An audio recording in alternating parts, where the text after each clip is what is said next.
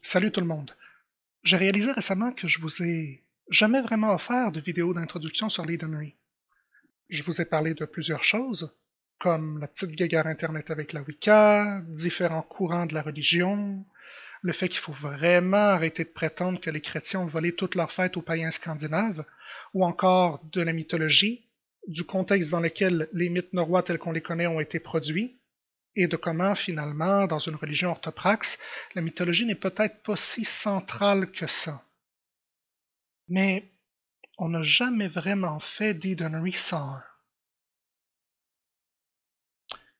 Ici Vincent Dulion, et aujourd'hui on va recommencer à parler religion.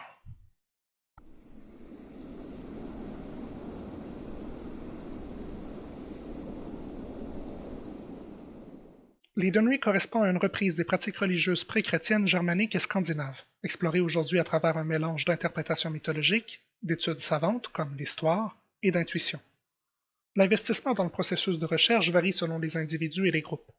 Certains vont se contenter de s'inspirer de ce qui était fait autrefois, alors que d'autres vont tenter de reconstruire ces traditions-là aujourd'hui.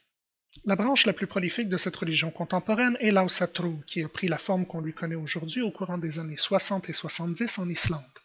Mais l'arbre supporte de nombreuses branches qui se distinguent sur une variété de raisons. En Amérique du Nord, on emploie généralement le terme Edenry pour se référer à l'ensemble plus large. L'Edenry est une religion polythéiste qui honore les anciens dieux norrois ou germaniques. Thor et Odin, pour parler français, sont probablement les plus connus du grand public, mais il en existe beaucoup d'autres.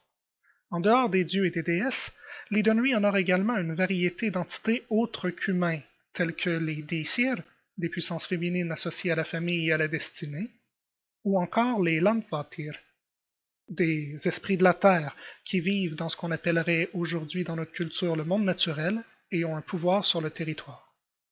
Finalement, nombre d'Eden honorent aussi leurs ancêtres et certains vouent un intérêt particulier au concept d'Urlog ou de Weird, une force active de la destinée.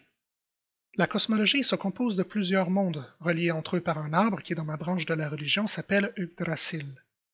Parmi ces mondes, on compte par exemple Midgarder, l'enceinte du milieu, où résident les humains et plusieurs autres entités, mais aussi Asgarder, l'enceinte des dieux, où vivent les dieux ou certains des dieux, dépendant de la branche de la religion, ou encore Hel, le lieu caché, royaume souterrain où vivent les morts.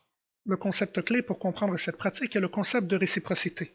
Les Eden tentent d'établir et de maintenir de bonnes relations avec certaines de ces puissances à travers des moyens rituels. Ces relations s'établissent à travers un cycle de dons, gestes qui forgent paix et amitié. Le principal rituel en Edenry est le Bloat. C'est un rituel d'offrande dans lequel on fait cadeau à des puissances, réactualisant le cycle de dons et renforçant nos relations avec elles. Le Sumbel est un autre rite répandu en Edenry. Il tire ses origines des rites des grands halls des élites guerrières de ces époques-là. On le réemploie parfois aujourd'hui pour renforcer les liens dans la communauté. Les mots partagés en buvant entre amis tissent des liens entre les individus. Bien qu'il n'y ait pas dans nos sources de codes moraux prescriptifs comme les 10 commandements. Non, toi je t'ai déjà débunké, ta gueule! Non, mais. Donc il n'existe pas du tout dans les sources de codes moraux prescriptifs.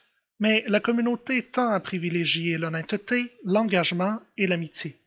Ses membres tendent aussi à montrer un respect général envers notre monde, que beaucoup d'entre eux croient vivant ou habité. À ce stade, plusieurs se demandent peut-être, oui, d'accord, c'est beau, mais comment ça se passe concrètement? Comment est-ce qu'on Edenise? Eh bien, la prochaine fois, on va parler de Bloat.